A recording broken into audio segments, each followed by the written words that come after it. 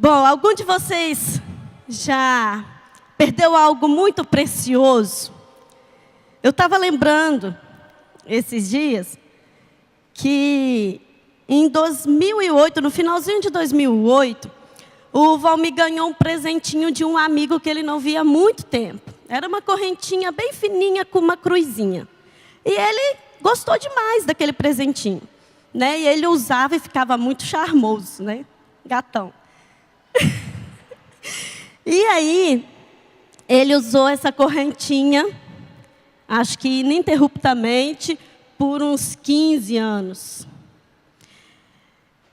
Quando o João tinha 2 anos, nós fizemos uma viagem de férias. E bem no mar, o João pulou o pescoço dele. E arrebentou a correntinha, ela caiu no mar. E ele ficou ali procurando, e o João bravo, porque ele tinha soltado o abraço dele. O João não gosta que solta o abraço dele. E ele bravo, e ficou os dois bravos lá, um olhando para o outro. E eu de longe falei, o que aconteceu? Aí eu corri lá, e ele, minha correntinha, minha correntinha. E a gente procurou e não achou. E eu ainda fiquei procurando muito tempo, mas não ia achar, né? No mar. Passou-se 8 anos, né? 6, 7 anos. Esse ano eu estou na praia, lá no Rio de Janeiro, caminhando com a minha irmã. E ela falou, muitos pescadores encontram coisas aqui. Eu falei, eita, será que eu vou encontrar aquela correntinha lá de Ilhéus aqui? Vamos ver, né? E aí eu fiquei, ela riu, e ela falou, Lídia, você está igual ao Mel falecido. Com 15 anos ele perdeu um relógio aqui, era o primeiro dia que ele usava o relógio, e ele ficou procurando esse relógio. Por todos os anos a gente vai àquela praia e ele procurava aquele relógio, até falecer. E eu fiquei pensando, gente, como que a gente se preocupa com uma perda de um objeto tão pequeno, né? E tudo que a gente perde, um dia volta à nossa memória. Não é assim? Vocês já perderam algumas coisas valiosas? O nosso tema de hoje é quando sofremos perdas em nossa família. Quando sofremos perdas, qualquer tipo dela, traz alguma dor, né? Alguma ansiedade, traz desespero. Né? Perder um filho traz um desespero terrível. Alguns pais aqui já devem, por 1 minuto, ter perdido um filho em algum espaço. Né, Silvia? Então a gente fica assim, sofre com as perdas. E a família, geralmente, é o nosso lugar seguro. Já pensaram nisso? A família é o lugar para onde a gente corre quando a gente perde alguma coisa. E quando a gente perde um ente querido, eu sempre imaginei, gente, por que o povo viaja de todos os lugares para ir velar um corpo, uma vida que já se foi? Não há mais o que fazer. Mas estar perto dos parentes, dos familiares, traz o conforto. É o lugar seguro. É o lugar onde as pessoas que estão ali também estão sentindo a sua dor. É por isso que a gente corre. Não é só pelo defunto, mas é por nós mesmos, para alcançarmos algum tipo de consolo. Todos nós sabemos que não podemos ganhar sempre. Mas por que quando a gente perde, a gente sofre tanto? Desde pequenininho a gente ensina para as crianças, né? Para os nossos filhos. Meu filho, não é toda vez que você ganha. Você vai perder algumas vezes, o coleguinha vai ganhar. Meu filho, não é toda vez que você vai tirar uma nota boa.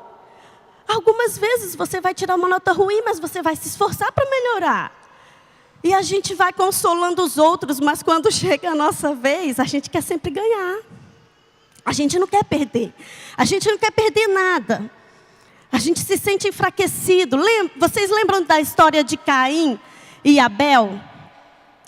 né? Eles foram oferecer uma oferta a Deus, e Deus recebeu com alegria a oferta de Abel e não recebeu a de Caim. O que aconteceu com Caim? Ele começou a ficar triste, enfraquecido.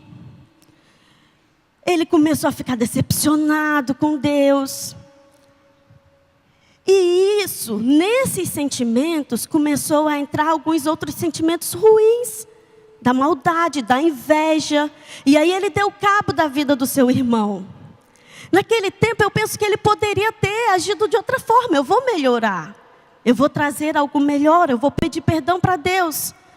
Mas ele não suportou a dor da perda. E muito menos a dor de ver a vitória do seu irmão. Porque tem situações que a gente tem que lidar com os dois sentimentos, né? Eu perdi, ainda tenho que ver o outro ganhando. Eu perdi o meu filho para as drogas, eu perdi o meu filho para caminhos tortuosos, e eu tenho que ver o outro com o filho lá, todo bonitinho, né? Estudando, sendo estudioso, passando em concursos, casando com uma pessoa boa. Eu perdi o meu filho e eu tenho que ver o outro com o filho ali tão lindo, saudável. Eu perdi a minha saúde e eu tenho que ver os outros todos com saúde. Lidar com as perdas é difícil. Mas Jesus, tem uma frase de Max Lucado, que diz que Jesus nunca disse que a jornada seria fácil.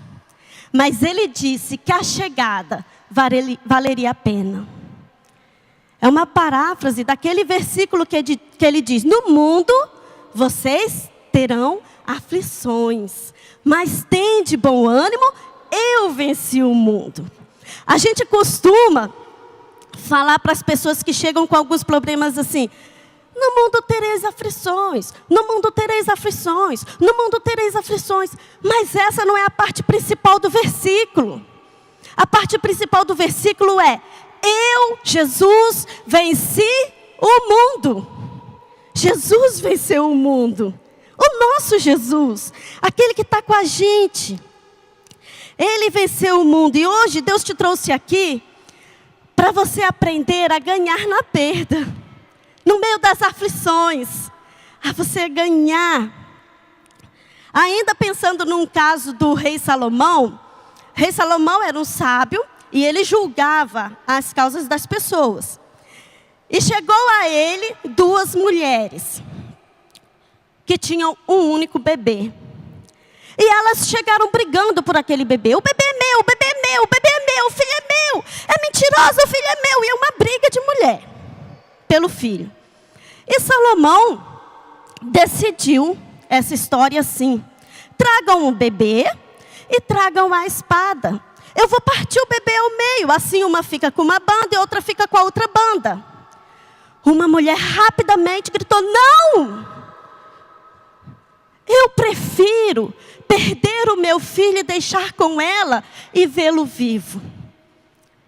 Essa é uma situação de uma mulher que ela viu na perda como ganhar. A gente precisa buscar em Deus a sabedoria para descobrir de que forma ganhar quando nós sofremos perdas na nossa família. Há 4 tipos comuns de perdas em nossas vidas. Eu não sei se tem o slide. Há 4 tipos de perdas em nossa vida. Tem a perda material, como as perdas materiais de Jó. Diz lá o texto que quando de repente veio um vento muito forte do deserto e atingiu os 4 cantos da casa, que desabou. Então Jó perdeu tudo. Você já deve ter escutado essa história em algum lugar. Jó perdeu tudo, perdeu os bens, perdeu os servos, empregados, fazenda, tudo que ele tinha, a casa, perdeu tudo. Perda material. Quantos empresários aqui nesta noite que tiveram perdas materiais? Quantas pessoas aqui que sofreram perdas no seu trabalho, do seu ganha-pão? Quantas pessoas aqui já sofreram perdas de ventos que derrubaram o telhado todo? Quantas pessoas a gente vê no mundo que perde suas casas? Tem a perda física, como as perdas físicas de Paulo. Paulo diz assim, no texto de 2 Coríntios 11, 25. 3 vezes fui açoitado com varas, uma vez fui apedrejado, 3 vezes sofri naufrágio, uma noite e um dia passei no abismo. Perda física. Perda que machucou o seu corpo. Talvez você esteja passando por esse tipo de perda hoje. Uma perda que esteja machucando o seu corpo, te ferindo, está doendo. E você não consegue descobrir o que é. Alguns até já descobriram o que é. Mas está doendo porque é uma perda. Perda afetiva, como a que Davi teve quando perdeu o seu melhor amigo Jonatas. Diz o texto que os filisteus perseguiram Saul e os seus filhos e mataram a Jonatas, Abinadab e Malquizua, filhos de Saul. Davi sofreu muito. Quantos de nós já tivemos perdas afetivas na nossa família ou de amizades? Quantos de nós também já sofremos decepções afetivas? E dói. E é difícil passar por esse momento. Tem a perda espiritual, como Judas, que vendeu a lealdade a Jesus, ou Pedro, que negou a Jesus. Diz o texto que Judas Iscariotes, que era um dos amigos que andava com Jesus, ele dirigiu-se ao chefe dos sacerdotes, a fim de lhes entregar Jesus, e respondeu Jesus: asseguro-lhe, a Pedro, né? Já é outro versículo. Asseguro-lhe que ainda esta noite, antes que o galo cante, 3 vezes você me negará. Então são 2 pessoas que tiveram perda espiritual. Também causa muita dor. Porque não é qualquer um que a pessoa está negando. É o próprio Deus. É Jesus. As perdas nos ensinam 2 coisas, alguns valores, que são 2 que eu anotei. Que eu sou humano. Você é humano. E às vezes parece que a gente esquece disso. Né? A gente vai caminhando na nossa vida e vai. De repente acontece uma coisa. Uma perda grande. E aí a gente fica murchinho. A gente percebe que nós não somos nada. E que Deus é tudo. Nós percebemos que não somos perfeitos, mas que há um Deus perfeito, que a gente depende dEle, que precisamos depender dEle. Certa vez Deus levantou um profeta, e o profeta chegou até a casa do rei Davi, o grande rei Davi, que venceu milhares de milhares, derrotou exércitos. Ele chegou até o rei Davi e disse: Davi, você perdeu. Fim de jogo. Diminui. Você perdeu, Davi. Deus te deu tudo e você está usando e abusando da sua vida. E das pessoas e do seu poder. Você perdeu. A perda chega para todas as pessoas. Reis, autoridades, celebridades, gênios. As perdas chegam para todos, porque todos somos humanos. Vocês já observaram em velório? Hoje eu estou falando de velório, né? É difícil. Vocês já observaram em velório que tem algumas pessoas que recebem muitas coroas de flores? E a gente chega nesses velórios e a gente fala: olha, que bonito. Essa pessoa era muito amada. Mas Eclesiastes diz que é melhor a gente estar num velório do que numa festa. Porque no velório a gente realmente para pensar na vida, naquilo que tem valor. E no velório a gente deve pensar em 2 coisas. Aquela vida já não é. E aquelas flores, em 2 ou 3 dias também não serão mais. Elas também murcharão. Elas também morrerão.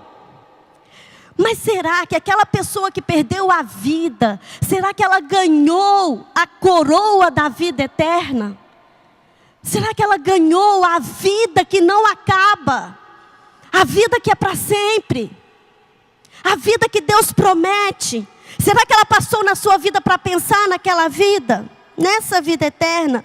A palavra de Deus diz: ser fiel até a morte e dar-te-ei a coroa da vida.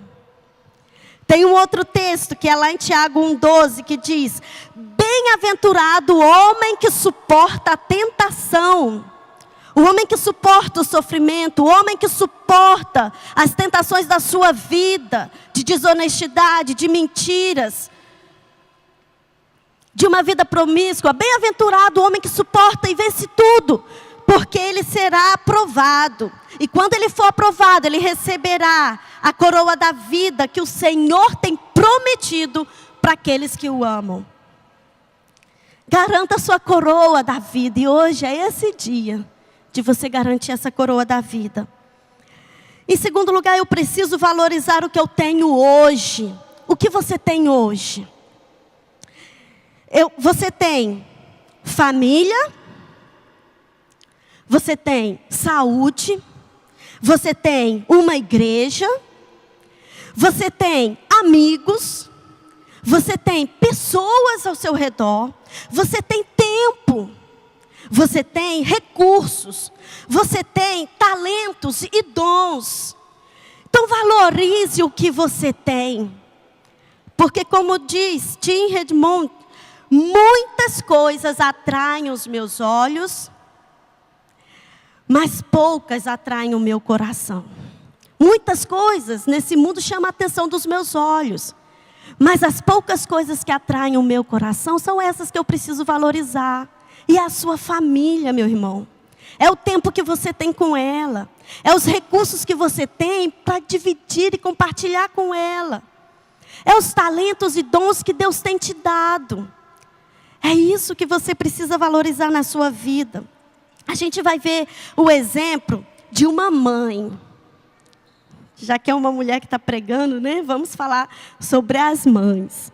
Um exemplo de uma mãe que perdeu a saúde na sua casa, perdeu a paz na sua casa, mas ela não perdeu a sua fé.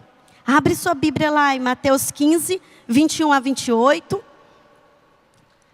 Mateus 15, 21 a 28. E a gente vai ler esse texto.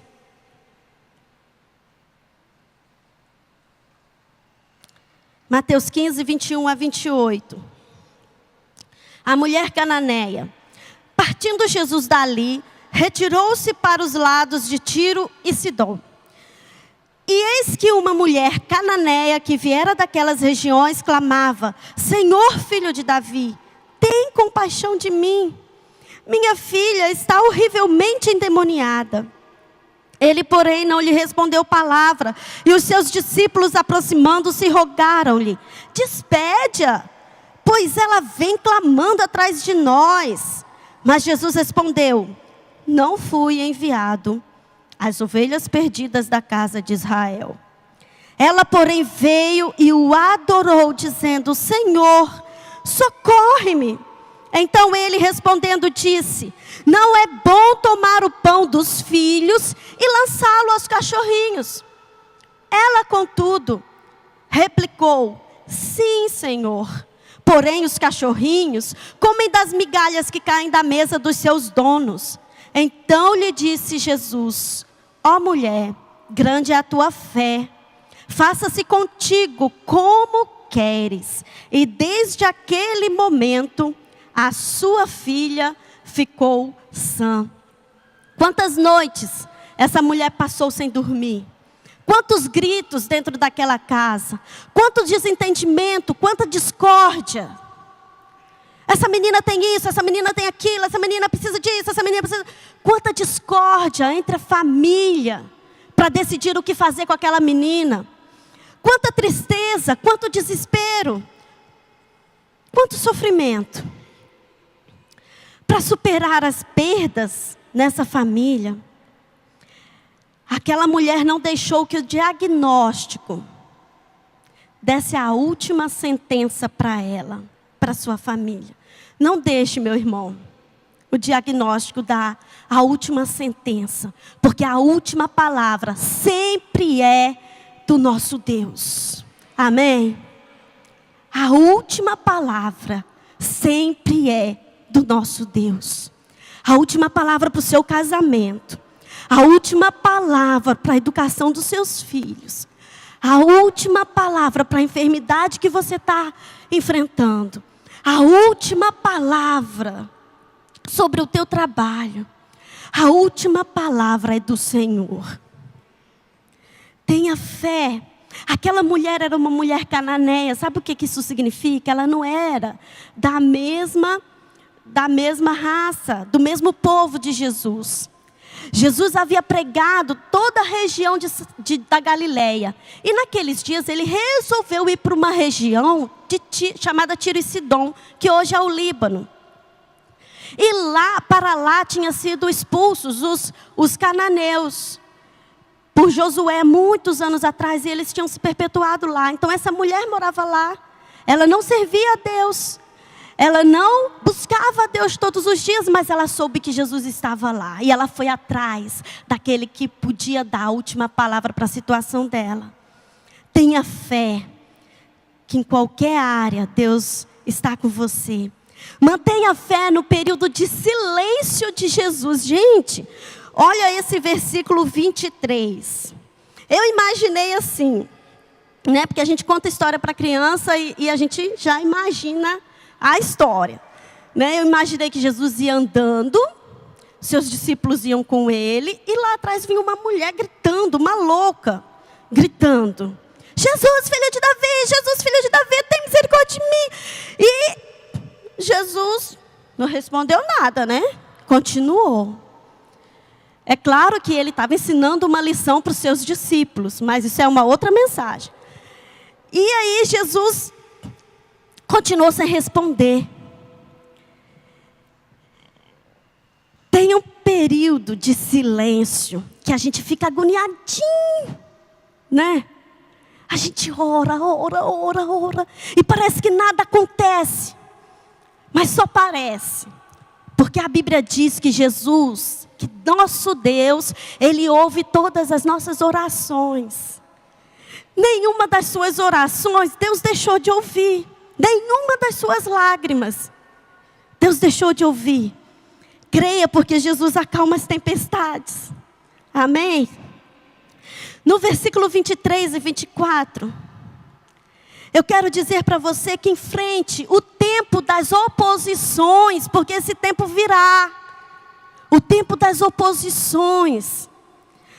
O tempo que parece que você não vai vencer, mas são só obstáculos. E sua fé está sendo testada. Enfrente esse tempo.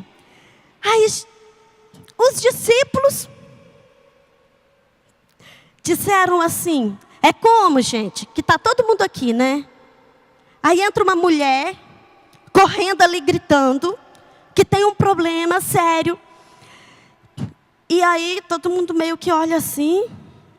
E aí algumas pessoas falam: tira essa mulher daqui, está atrapalhando o culto, está atrapalhando a gente, manda ela embora. Né?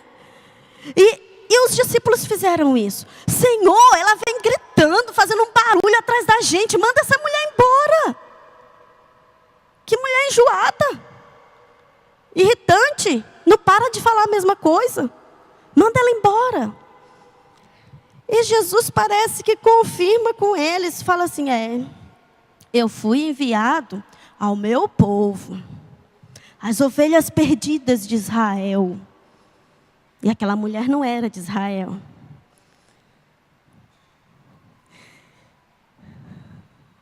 Muitos deixam de ganhar porque não querem enfrentar esse tempo de oposição. Quando esse tempo chega, não tem jeito mesmo não. Ai, que vergonha, todo mundo olhou para mim, mandaram embora. Muitos deixam de ganhar porque não enfrentam e não continuam na batalha nesse período de oposição. E às vezes esse obstáculo é você mesmo. É sua falta de fé. É sua falta de insistência.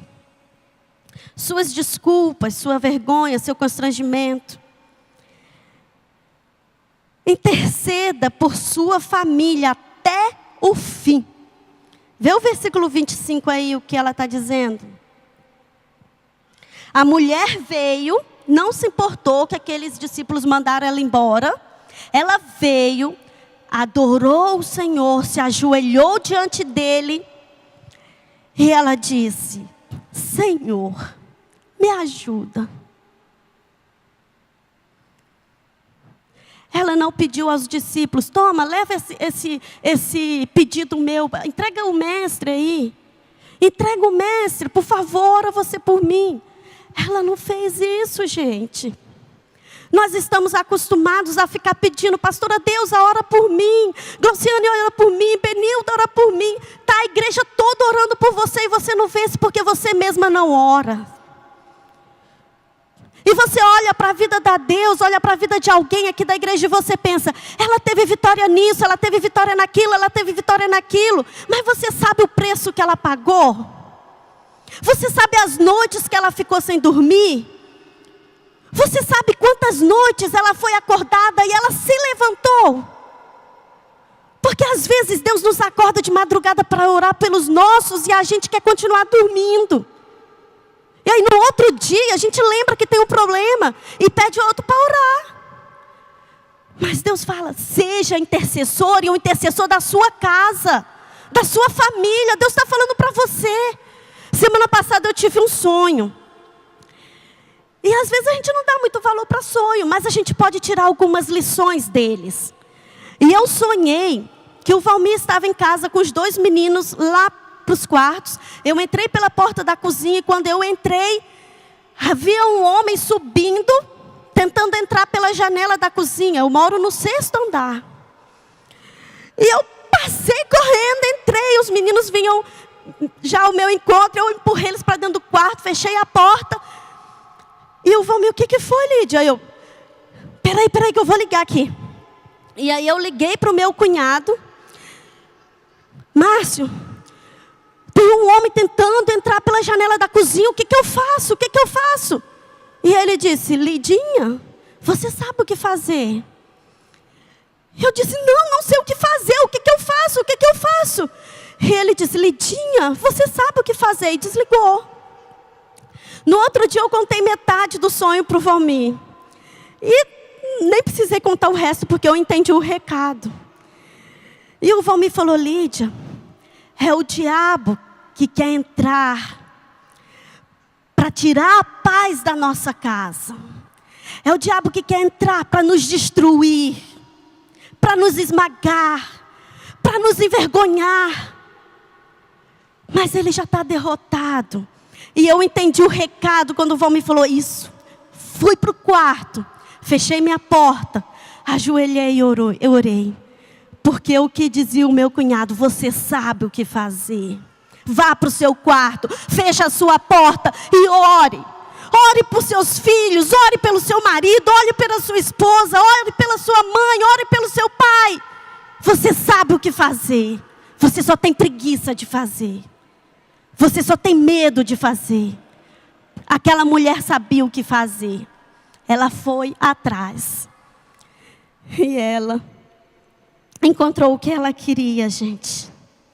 Ela teve o que ela queria, mas não foi fácil assim não. Jesus ainda disse uma outra palavra. Ele disse, lá no versículo 26 e 27. Não é certo pegar comida dos filhos, das criancinhas, e lançá-las aos cachorrinhos. Porque os judeus tinham aqueles cananeus e aqueles povos ali à volta como cães. Cães que queriam invadir a terra deles. Eles tinham como cães insignificantes. E ela entendeu o que Jesus tinha falado. Não é certo dar para os cachorrinhos a comida que eu vim trazer para os filhos. E ela, com uma fé, ela disse, sim, Senhor. Mas até os cachorrinhos comem as migalhas que caem da mesa do seu Senhor. Gente, que fé, gente. O Senhor diz assim: eis que estou à porta e bato. Se alguém abrir a porta, eu entrarei em sua casa e cearei com ele e ele comigo. O Senhor está nos chamando a comer à mesa com ele. Ele nos chama para dar as melhores bênçãos que Ele tem, porque nós somos filhos dEle. Ele foi enviado para nos trazer a paz. Ele foi enviado para nos trazer o amor. E a gente está à mesa e não está recebendo isso. Por quê? Porque a gente não está buscando, não está orando, não está entregando para Ele as nossas perdas, as nossas dores. Porque a gente não está sendo insistente. Porque a gente não está conversando, a gente não está buscando a intimidade. Mas aquela mulher disse: uma migalha. Se o Senhor me der uma migalha da sua bênção, a minha filha ficará curada. Gente, esse foi o segundo milagre que Jesus fez à distância. Ele não precisou ir lá onde estava a filha dela. Ele fez esse milagre à distância. E ele ensinou para aqueles discípulos, filhos dele naquela hora. Está vendo essa mulher? Grande é a fé dela. Grande é a fé dela. E o desejo dela foi realizado. O que você tem perdido? E o que você está disposto a perder para ganhar a vida eterna e as bênçãos que Deus tem para você? Exerça sua fé na sua família, gente. Muitas pessoas na sua casa não têm fé, mas você tem. Se você tiver a fé do tamanho dessa mulher, você pode ganhar a sua casa toda. Creia nisso. Você pode sair dessa situação porque você ainda tem vida. Você tem vida. Você tem esperança. E você pode receber a paz e a bênção que você quer agora. Paulo testemunhou que para ele, o viver é Cristo e o morrer é lucro. A gente pode perder muitas coisas nessa vida, mas a gente não pode perder a fé naquele que tudo pode, muito além, abundantemente daquilo que nós pedimos ou pensamos, segundo o poder que em nós opera. Eu creio nisso. E eu falo isso para vocês, porque eu já tive algumas perdas na minha vida. E não foram fáceis.